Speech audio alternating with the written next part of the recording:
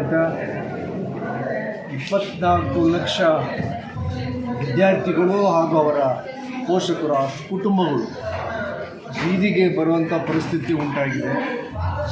ನಾವು ಹಿಂದೆ ವ್ಯಾಪಮ್ ಅಂತೇಳಿ ದೊಡ್ಡದಾದಂಥ ಹಗರಣ 36 ಜನ ಆತ್ಮಹತ್ಯೆ ಮಾಡಿಕೊಂಡ್ರು ಅಂತ ಕೇಳ್ಪಟ್ಟಿದ್ವಿ. ಈಗ ನೀಟಿಂದ ನೂರಾರು ಮಂದಿ ಪ್ರಾಣ ಕಳ್ಕೊಳ್ಳೋದು ಸ್ಥಿತಿಯಾಗಿದೆ. ಈಗಾಗಲೇ 6 ಜನ ಸೂಸೈಡ್ ಬೇರೆ ಮಾಡ್ಕೊಂಡಿದ್ದಾರೆ ಸ್ಟೂಡೆಂಟ್ಸ್ಗಳು. ಅವ್ರಿಗೆಲ್ಲ ಏನೇನೋ ಆಸೆಗಳಿದ್ದು, ಅದರಲ್ಲೂ ಅವ್ರ ಹೆತ್ತ ತಾಯಿಗೆ ಕನಸುಗಳು ತುಂಬ ಇದ್ದು, ನನ್ನ ಮಗನ್ನ ಡೆಂಟಿಸ್ಟ್ ಮಾಡಬೇಕು, ನನ್ನ ಮಗನ ಡಾಕ್ಟ್ರು ಮಾಡಬೇಕು, ಈ ಮೆಡಿಕಲ್ ಫೀಲ್ಡಿಗೆ ಕಳಿಸ್ಬೇಕು ಅಂತೇಳಿ ನುಚ್ಚು ನೂರಾಗಿದೆ. ಇದು ಅನ್ಯಾಯದ ವಿರುದ್ಧ ಕೇಂದ್ರ ಸರ್ಕಾರ 15 ದಿವಸ ಆದಮೇಲೆ ಅದೆಲ್ಲನೂ ಓಪನ್ ಅಪ್ ಆದಮೇಲೆ ಈಗ ಧರ್ಮೇಂದ್ರ ಪ್ರಧಾನ್ ಕೇಂದ್ರ HR ಸಚಿವರು ಈಗ ತಪ್ಪನ್ನ ಒಪ್ಕೊಳ್ತಾ ಇದ್ದಾರೆ. ಹೌದು ಕಣ್ರಿ, ಮಿಸ್ಟೇಕ್ ಆಗಿದೆ, ಇದನ್ನೇನಾದರೂ ಸರಿಪಡಿಸ್ಬೇಕು, ಇದು ವ್ಯವಸ್ಥೆ ಮಾಡ್ತೀವಿ. ಯಾವಾಗ ಮಾಡ್ತಾ ಇರೋದನ್ನು? ಈಗಾಗಲೇ ಕೌನ್ಸಿಲಿಂಗು 6ನೇ ತಾರೀಕು ಜುಲೈ 6ರಿಂದ ಪ್ರಾರಂಭ ಆಗ್ತಿದೆ.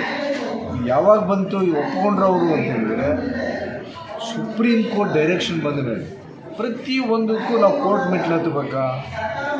ಬರಗಾಲಕ್ಕೆ ದುಡ್ಡು ರಿಲೀಸ್ ಮಾಡಿ ಅಂತ ಸುಪ್ರೀಂ ಕೋರ್ಟ್ ಡೈರೆಕ್ಷನ್ ಕೊಟ್ಟರು. ಅದೇ ಥರನೇ ಎಲೆಕ್ಟ್ರಲ್ ಬಾಂಡ್ ಬಗ್ಗೆ ಅದೇನು ಪಾರದರ್ಶಕವಾಗಿ ನೀವು ವ್ಯವಹಾರ ಮಾಡಿರಿ ಅಂತೇಳಿ ಸುಪ್ರೀಂ ಕೋರ್ಟ್ ಹೇಳಿದ ಮೇಲೆ ಸಾವಿರಾರು ಕೋಟಿ ಹಗರಣ ಹೊರಗಡೆ ಬಂತು. ಪ್ರತಿಯೊಂದು ಅಂಶಗಳಲ್ಲೂ ಸುಪ್ರೀಂ ಕೋರ್ಟು ಇಂಟರ್ಫಿಯರ್ ಆಗಲೇಬೇಕಾ? ಶಿಕ್ಷಣದ ವ್ಯವಸ್ಥೆ ಸರಿಯಾಗಬೇಕು ಅಂತೇಳಿ ನಮ್ಮೆಲ್ಲರ ಅಭಿಲಾಷೆ. ಅದಕ್ಕೋಸ್ಕರ ಒಂದು ದೊಡ್ಡದಾದಂಥ ಆಂದೋಲನ ಮುಖಾಂತರ ಪ್ರತಿ ತಾಲೂಕುಗಳಲ್ಲೂ ಜನಗಳ ಕಡೆಯಿಂದ ಒಪಿನಿಯನ್ ಕ್ರಿಯೇಟ್ ಆಗಬೇಕು ಅಂತ ಈಗ ಹೊರಟಿದ್ದೀವಿ. ಹಾಗಾಗಿ ಇವತ್ತಿಲ್ಲಿ ಸಹಸ್ರಾರು ಮಂದಿ ವಿದ್ಯಾರ್ಥಿಗಳು, ಕಾಲೇಜುಗಳು, ಪ್ರಾಂಶುಪಾಲರುಗಳು, ಲೆಕ್ಚರರ್ಸ್ಗಳು, ಅದರಲ್ಲೂ ಪೋಷಕರುಗಳು ಇವತ್ತಿಲ್ಲಿ ಭಾಗವಹಿಸಿ ಅವರ ಆಕ್ರೋಶನ ಹೊರಗಡೆ ಹಾಕ್ತಾರೆ. ಗುಜರಾತ್, ಹರಿಯಾಣ ಆ ಕಡೆ ಕ್ವಶನ್ ಪೇಪರ್ನ ಲೀಕ್ ಔಟ್ ಮಾಡಿಸಿ ಒಬ್ಬ ವಿದ್ಯಾರ್ಥಿಗೆ ಕ್ವಶನ್ ಪೇಪರ್ ಹಿಂದಿನ ದಿವಸನೇ ಬೇಕು ಅಂದರೆ 40 ಲಕ್ಷ 30 ಲಕ್ಷ ಕೊಡಬೇಕು. ಯೋಚನೆ ಮಾಡಿ ಸ್ನೇಹಿತರೆ, ನಮ್ಮ ದೇಶ ಬಡ ಮಧ್ಯಮ ವರ್ಗದ ವಿದ್ಯಾರ್ಥಿಗಳ ಸಂಖ್ಯೆ ಹೆಚ್ಚಿರುವಂಥದ್ದು. ನಾವು 30 ಲಕ್ಷ ಅಮೌಂಟ್ ಇತ್ತು ಅಂದರೆ ಇಡೀ ಎಜುಕೇಷನ್ ಮುಗಿಸ್ಬಿಡ್ಬೋದು ಅನ್ನೋ ಥರ ಯೋಚನೆ ಮಾಡಬೇಕು.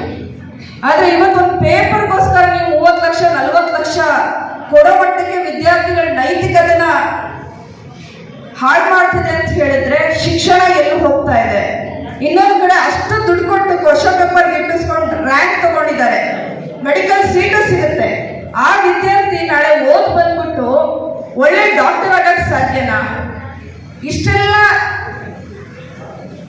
ಮಾಡಿಬಿಟ್ಟು ಒಬ್ಬ ಒಳ್ಳೆ ಡಾಕ್ಟರ್ ಆಗಕ್ಕೆ ಹೇಗೆ ಸಾಧ್ಯ? ನೈತಿಕತೆನೇ ಇದ್ದವರು ಡಾಕ್ಟರ್ ಆಗಿ ಬಂದಾಗ ಏನಾಗುತ್ತೆ ಅದು?